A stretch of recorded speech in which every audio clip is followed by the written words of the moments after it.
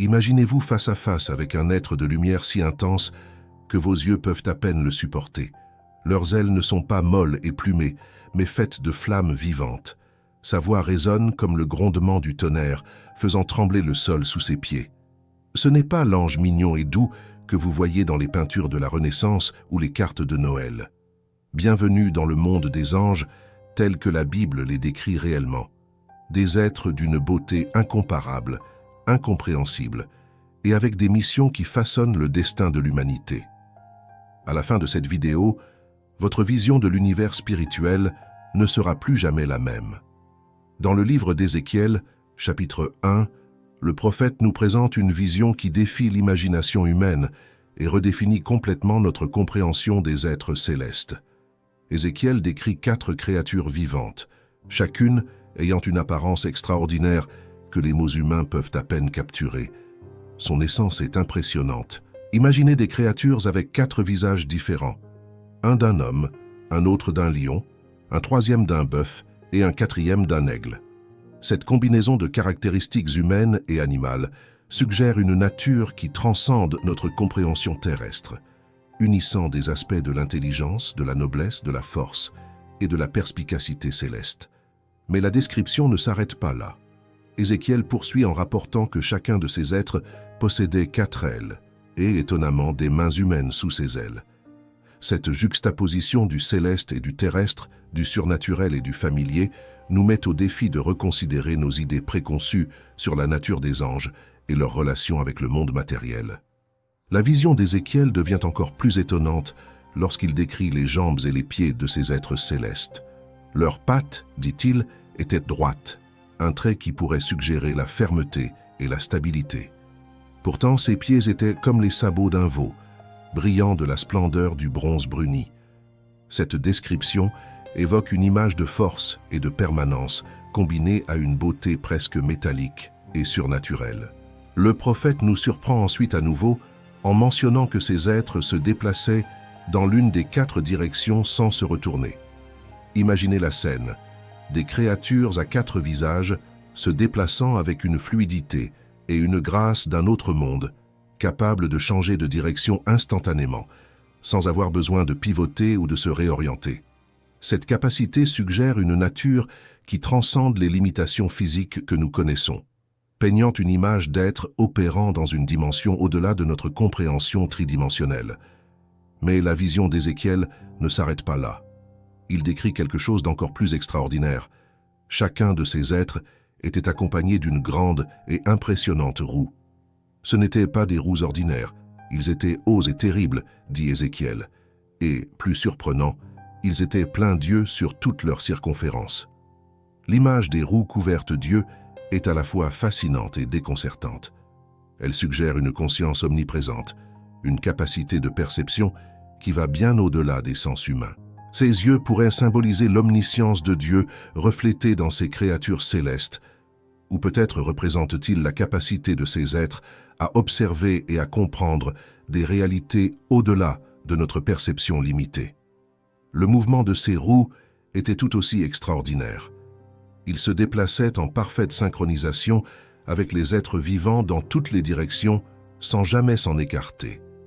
Cette harmonie de mouvement entre les êtres et les roues suggère une unité de but et d'action qui transcende notre compréhension terrestre de la coordination et de la coopération. La description d'Ézéchiel atteint son apogée lorsqu'il parle du son produit par ces êtres célestes. Le bruit de ses ailes, dit-il, était comme le rugissement de nombreuses eaux, comme la voix du Tout-Puissant, un tumulte comme celui d'une armée. Essayez d'imaginer pendant un instant le bruit assourdissant d'une puissante chute d'eau, à combiner au grondement du tonnerre divin et à la clameur d'une vaste armée en mouvement. Cette cacophonie céleste n'est pas seulement du bruit, c'est une manifestation audible de la puissance et de la majesté de Dieu exprimées à travers ces créatures angéliques.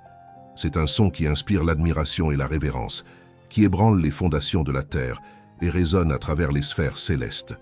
Cette description sonore complète l'image visuelle, créant une expérience sensorielle totale qui dépasse de loin nos attentes de rencontres angéliques. Il n'est pas étonnant qu'Ézéchiel ait été stupéfait et s'est prosterné à cette vue. Il nous met au défi d'élargir notre compréhension du royaume céleste et de reconnaître que les anges, loin d'être des créatures éthérées et délicates, sont des manifestations puissantes et majestueuses de la gloire et de la puissance de Dieu. En passant du livre d'Ézéchiel au livre d'Isaïe, nous trouvons une autre description frappante des êtres célestes qui remet en question nos conceptions conventionnelles. Au chapitre 6, Ésaïe nous offre un aperçu du trône de Dieu et des êtres qui l'entourent. Le prophète voit le Seigneur assis sur un trône haut et élevé, une image qui en soi est impressionnante. Mais ce qui attire vraiment notre attention, ce sont les êtres qu'Isaïe décrit au-dessus du trône, les séraphins. Contrairement aux 4 créatures vivantes d'Ézéchiel, les séraphins d'Ésaïe ont 6 ailes chacun.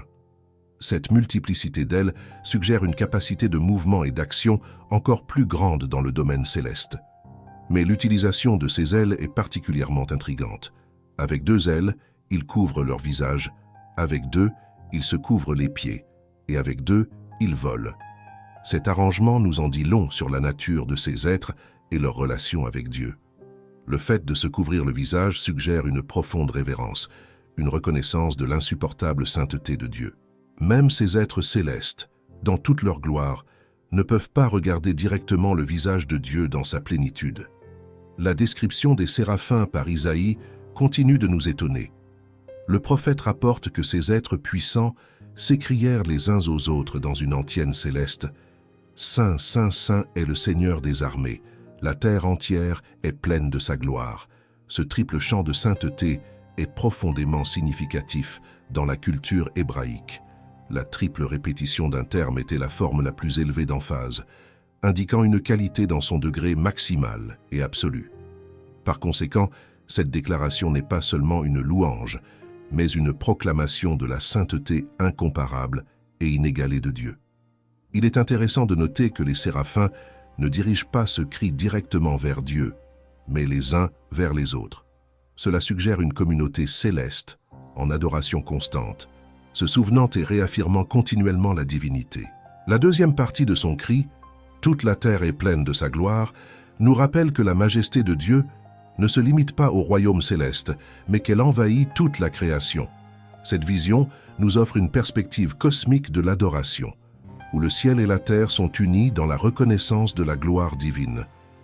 La réaction d'Isaïe à cette vision céleste est profondément révélatrice et nous aide à comprendre l'impact bouleversant d'une rencontre avec des êtres angéliques. Le prophète s'exclame « Malheur à moi, je suis perdu, car je suis un homme aux lèvres impures, et j'habite au milieu d'un peuple aux lèvres impures, et mes yeux ont vu le roi, l'Éternel des armées. » Ce n'est pas la réaction de quelqu'un qui a rencontré un ange doux et réconfortant. C'est le cri d'un homme qui se trouve confronté à une réalité si sainte, si transcendante, que son existence même semble en danger.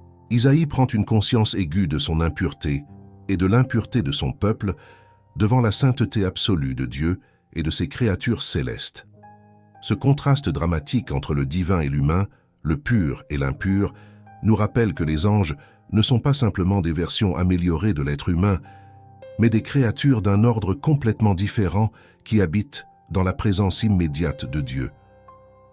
La réponse d'Ésaïe nous met au défi de reconsidérer notre propre position devant le divin et de reconnaître le gouffre qui existe entre notre nature déchue et la sainteté parfaite du royaume céleste.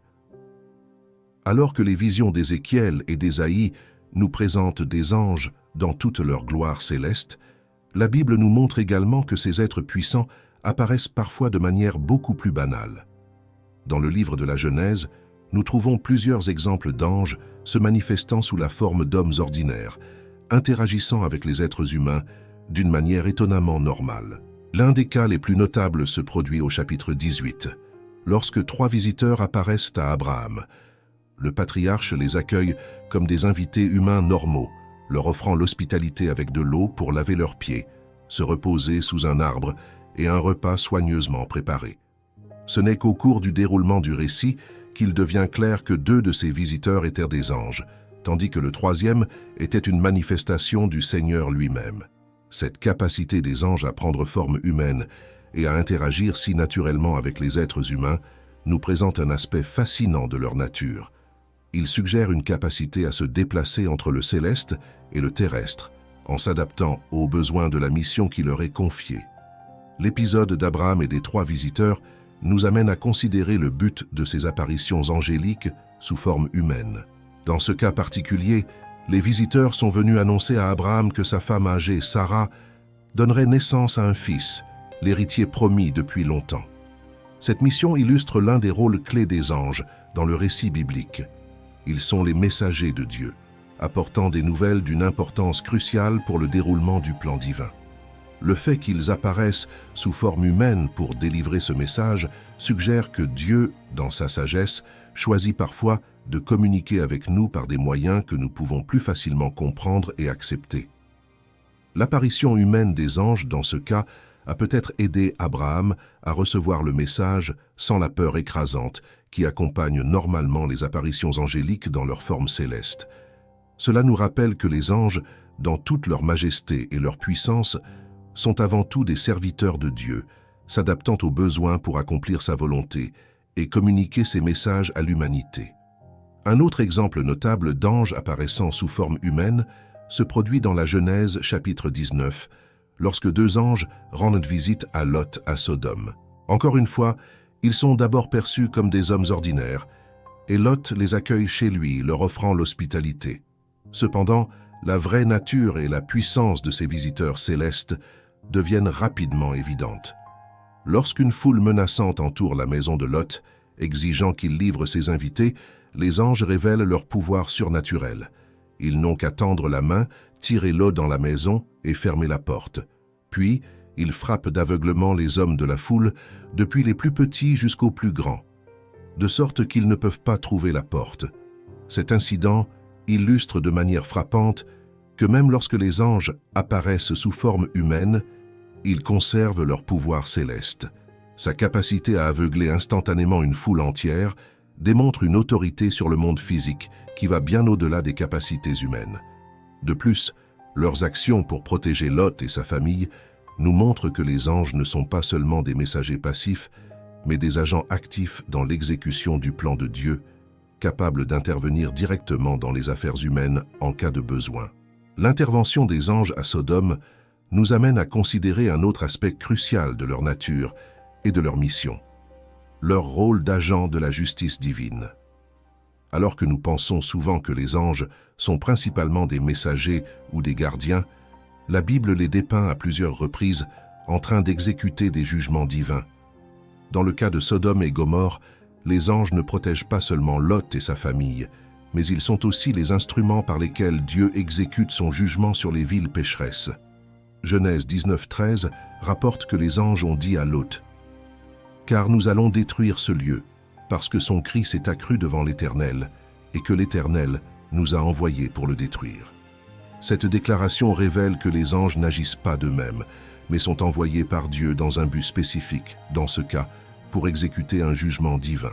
La destruction de Sodome et Gomorrhe, qui s'ensuit avec le feu et le soufre tombant du ciel, est un témoignage dramatique de la puissance des anges en tant qu'agents de la volonté de Dieu.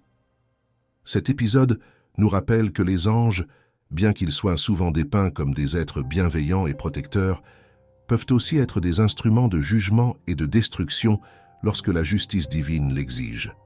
L'un des exemples les plus frappants de la puissance angélique en tant qu'agent de la justice divine se trouve dans le livre des Rois 2, chapitre 19.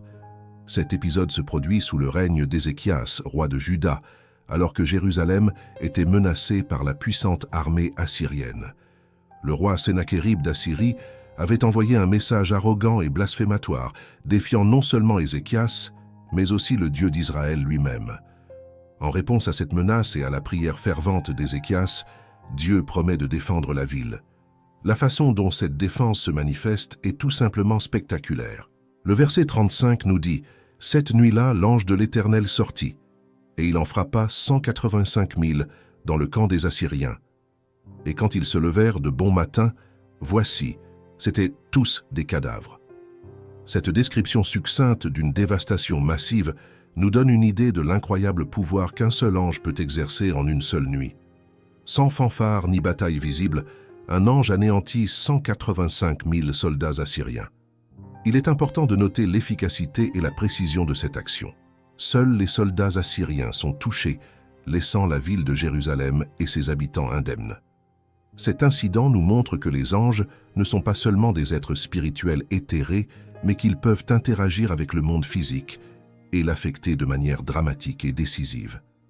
De plus, il met en évidence la capacité des anges à discerner et à accomplir la volonté de Dieu avec une précision étonnante, n'atteignant que les objectifs visés par le jugement divin. L'idée d'anges engagés dans la guerre ne se limite pas à des interventions occasionnelles dans les conflits humains. Dans les conflits humains, la Bible nous donne un aperçu d'une guerre spirituelle à grande échelle qui se déroule au-delà de notre perception normale. L'un des personnages centraux de ce conflit cosmique est l'archange Michel, mentionné dans l'Ancien et le Nouveau Testament. Dans le livre de Daniel, chapitre 10, nous avons un aperçu fascinant de ce combat spirituel. Daniel, après une période de jeûne et de prière, reçoit la visite d'un être angélique qui lui dit « N'aie pas peur, Daniel, parce que dès le premier jour où tu as appliqué ton cœur à te comprendre et à t'humilier devant ton Dieu, tes paroles ont été entendues, et je suis venu à cause de tes paroles. Mais le prince du royaume de Perse me résista pendant 21 jours. Et voici Michel, l'un des principaux princes, est venu à mon secours et j'y suis resté avec les rois de Perse. » Ce passage est révélateur à plusieurs égards. Tout d'abord, cela suggère qu'il existe des forces spirituelles associées aux nations ou au royaume terrestre, dans ce cas le prince du royaume de Perse. Deuxièmement, cela montre qu'il y a des conflits et des résistances dans le domaine spirituel qui peuvent même affecter la transmission de messages divins. Troisièmement, il présente Michael comme un être d'une grande puissance et d'une grande autorité, capable d'intervenir dans des conflits spirituels de haut niveau. La mention de Michel comme l'un des premiers princes suggère également une hiérarchie dans le royaume angélique, Michel occupant une position de leader. L'importance de Michel dans le conflit spirituel est encore soulignée dans le livre de l'Apocalypse, où Jean nous donne une vision dramatique d'une guerre dans le ciel. Au chapitre 12, versets 7 à 9, nous lisons « Il y eut une bataille dans le ciel. Michel et ses anges ont combattu le dragon. Et le dragon et ses anges combattinrent, mais ils ne triomphèrent pas, et leur place ne se trouva plus dans le ciel. Et le grand dragon fut chassé, ce vieux serpent, qu'on appelle le diable, et Satan, le séducteur du monde entier. Oui, il a été précipité sur la terre, et ses anges avec lui. » Ce passage nous présente une image cosmique du conflit, avec Michael guidant les anges de Dieu contre les forces du mal personnifiées par le dragon, identifié comme Satan. Plusieurs aspects de cette description méritent notre attention. Tout d'abord, l'idée d'une bataille dans les cieux remet en question nos idées préconçues sur le royaume céleste en tant que lieu de paix et d'harmonie parfaite. Il suggère que le conflit entre le bien et le mal s'étend au-delà du domaine terrestre, affectant même les sphères célestes. Deuxièmement, le leadership de Michael dans cette bataille confirme son rôle de guerrier céleste du plus haut rang, capable de s'opposer directement à Satan. Troisièmement, l'issue de la bataille, l'expulsion de Satan et de ses anges du ciel, a des implications cosmiques, affectant à la fois les royaumes célestes et terrestres. Cette vision de la guerre angélique nous rappelle que les anges ne sont pas des observateurs passifs du drame de la rédemption, mais des participants actifs dans un conflit aux proportions universelles. Alors que Michael est souvent dépeint comme un guerrier céleste, un autre ange important dans le récit biblique joue un rôle tout aussi crucial, mais d'une nature différente. Gabriel, mentionné à la fois dans l'Ancien et le Nouveau Testament, est généralement présenté comme un messager divin d'une importance exceptionnelle. Dans le livre de Daniel, Gabriel apparaît au prophète pour expliquer des visions et des prophéties complexes. Dans Daniel 8,16, nous entendons une voix qui commande « Gabriel fait comprendre à cet homme la vision ». Gabriel interprète ensuite pour Daniel une vision prophétique sur l'avenir de divers royaumes. Plus tard, dans Daniel 9, 21-22, Gabriel apparaît à nouveau. Tandis que je parlais encore en prière, l'homme Gabriel que j'avais d'abord vu dans ma vision vint voler rapidement et me toucha à l'heure du sacrifice du soir. Il m'instruit, me parla et me dit « Daniel, maintenant je suis sorti pour te faire comprendre ce que cela signifie. » Dans ces apparitions, Gabriel se révèle non seulement comme un messager, mais aussi comme un interprète de la volonté divine, capable d'éclaircir des visions prophétiques complexes. Sa rapidité à répondre à la prière de Daniel qui vient rapidement, suggère une disponibilité constante à accomplir les missions divines. De plus, le fait que Gabriel touche Daniel indique une capacité d'interaction physique avec les êtres humains tout en conservant sa nature céleste. Ces rencontres dans le livre de Daniel établissent Gabriel comme un ange de grande importance, surtout en ce qui concerne la révélation et l'interprétation des prophéties divines. Le rôle de Gabriel en tant que messager divin atteint son apogée dans le Nouveau Testament, où il est l'ange choisi pour annoncer les naissances de Jean-Baptiste et de Jésus-Christ. Dans l'évangile de Luc, chapitre 1, Gabriel apparaît pour la première fois à Zacharie, un prêtre, alors qu'il servait dans le temple. La réaction de Zacharie à l'apparition de Gabriel est révélatrice. Zacharie était troublé et la peur le saisit. Ce passage nous rappelle que même lorsque les anges apparaissent sous une forme plus reconnaissable, leur présence inspire toujours la crainte et la révérence. Gabriel annonce à Zacharie que sa femme Élisabeth, jusque-là stérile, donnera naissance à un fils qui s'appellera Jean et qui jouera un rôle crucial dans la préparation du chemin pour le Messie. L'incrédulité de Zacharie à cette nouvelle se traduit par son mutisme temporaire, démontrant que les paroles d'un ange ne doivent pas être prises à la légère ou mises en doute. Quelques mois plus tard, Gabriel est envoyé à nouveau, cette fois à la Vierge Marie à Nazareth. Le salut qu'il lui adresse est mémorable. « Réjouis-toi, toi grandement favorisé, le Seigneur est avec toi. » Quand Marie est troublée, Gabriel la rassure. « N'aie pas peur, Marie, car tu as trouvé grâce auprès de Dieu.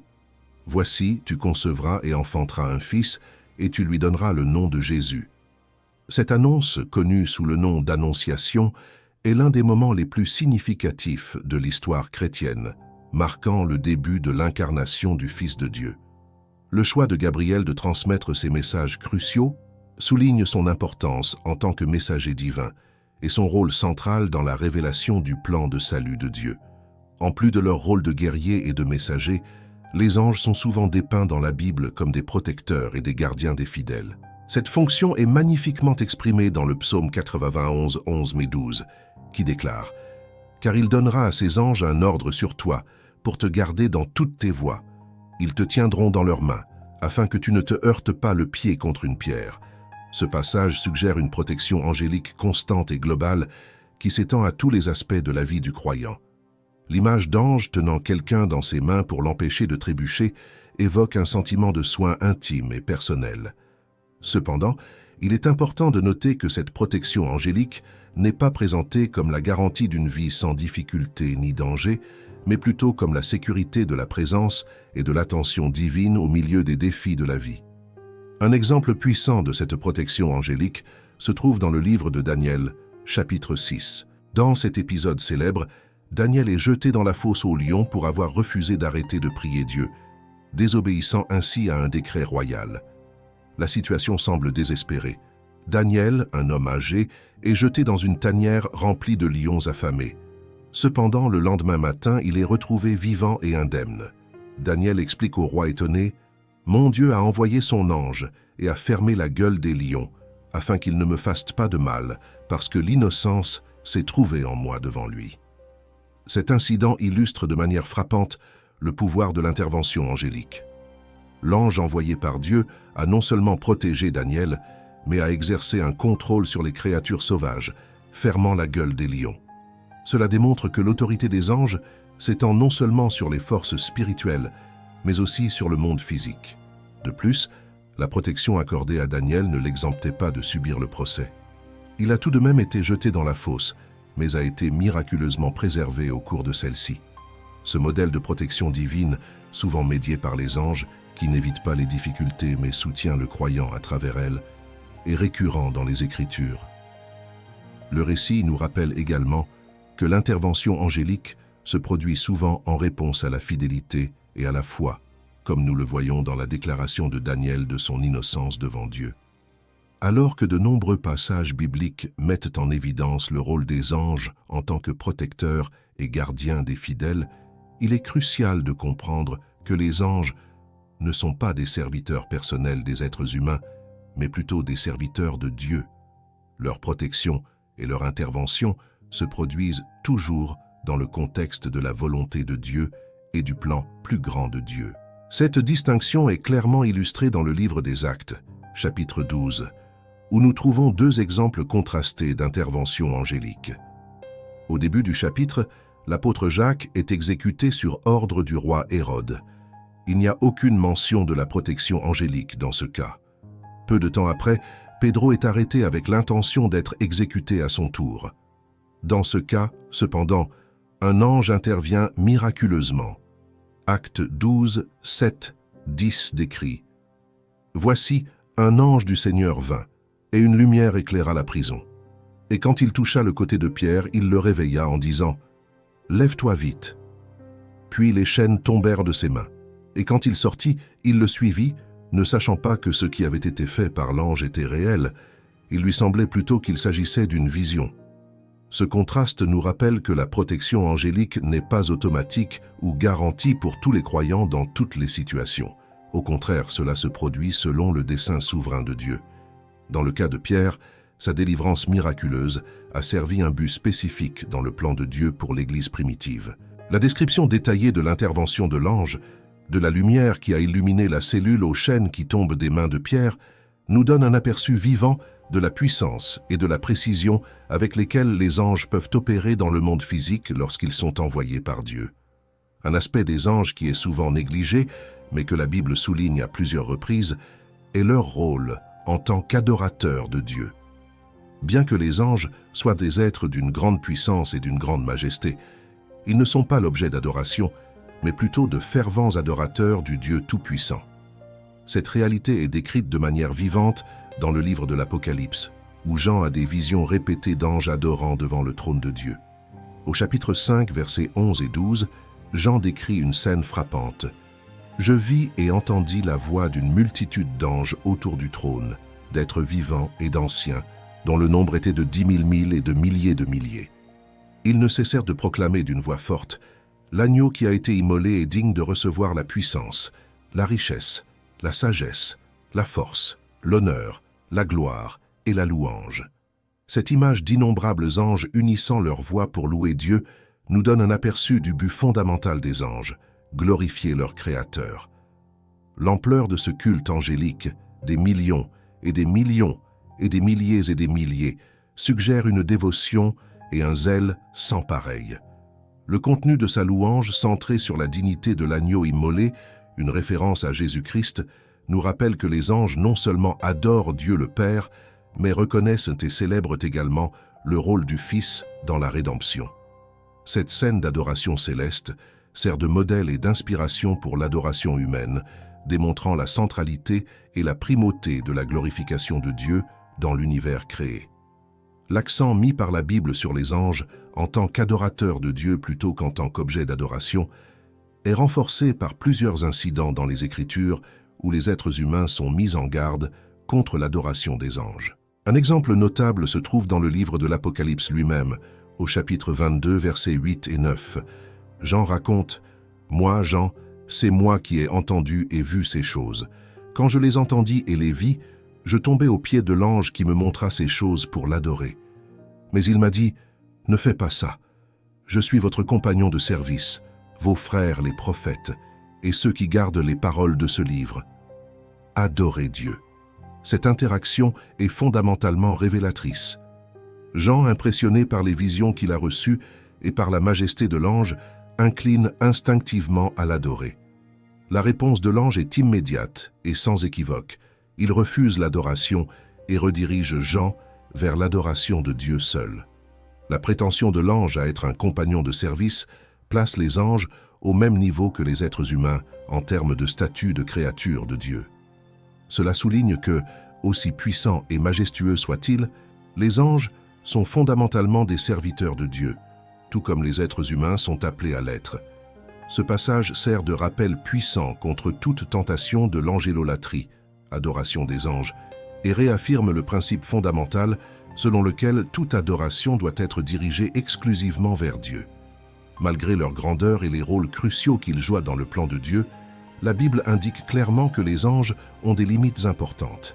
L'une des limitations les plus notables est mentionnée par Jésus-Christ dans Matthieu 24, 36, lorsqu'il parle du jour et de l'heure de sa seconde venue. Mais pour ce qui est du jour et de l'heure, personne ne le sait, ni les anges du ciel, ni le Fils, mais le Père. Cette affirmation est profondément révélatrice. Elle place les anges dans une position de connaissance limitée, inférieure même à celle du Fils incarné, même si le Fils, dans sa divinité, est omniscient. Cela nous rappelle que, aussi impressionnants que soient les anges en termes de puissance et d'intelligence, ils ne sont pas omniscients. Il y a des aspects du plan divin qui restent cachés même à ces êtres célestes. Cette limitation de la connaissance angélique est encore soulignée en 1 Pierre 1,12, où l'apôtre, parlant des prophéties de salut, dit « Ces choses, les anges désirent ardemment les rechercher ». Cette phrase suggère que les anges ont un désir ardent de comprendre plus profondément le plan de salut de Dieu, ce qui implique qu'il y a des aspects de ce plan qu'ils ne comprennent pas encore complètement.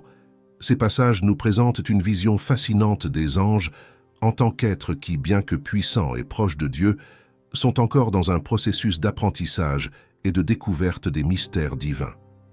Un dernier aspect crucial de la compréhension de la nature des anges dans la Bible est leur organisation hiérarchique. Bien que tous les détails de cette hiérarchie ne soient pas explicitement fournis dans les Écritures, il y a des indications claires qu'il existe une structure ordonnée dans le royaume angélique. Divers rangs ou catégories d'anges sont mentionnés tout au long de la Bible, y compris les chérubins, les séraphins, les archanges, les principautés, les puissances, les trônes et les dominations. Les chérubins, par exemple, sont souvent associés à la présence et à la gloire de Dieu. Dans Exode 25, 18, 22, Dieu ordonne que des figures de chérubins soient placées sur l'arche d'alliance, symbolisant sa présence parmi le peuple. Dans le livre d'Ézéchiel, les chérubins sont décrits comme les gardiens du trône de Dieu. Les séraphins, mentionnés principalement dans le livre d'Isaïe, semblent avoir un rôle particulier dans l'adoration et dans la proclamation de la sainteté de Dieu. Sa déclaration continuelle de « Saint, Saint, Saint est le Seigneur des armées » sert de rappel constant de la majesté transcendante de Dieu. Les archanges, tels que Michel et Gabriel, semblent occuper des positions de leadership parmi les anges. Paul, dans ses épîtres, mentionne les principautés et les puissances dans le contexte des êtres spirituels, suggérant différents niveaux d'autorité dans le domaine angélique. Cette structure hiérarchique nous rappelle que le royaume céleste est un royaume d'ordre et de but, reflétant la nature ordonnée de Dieu lui-même. Bien que de nombreux détails de cette hiérarchie restent un mystère pour nous, son existence nous parle de la complexité et de la grandeur du royaume céleste, bien au-delà de nos simples conceptions des anges en tant qu'êtres uniformes et indifférenciés.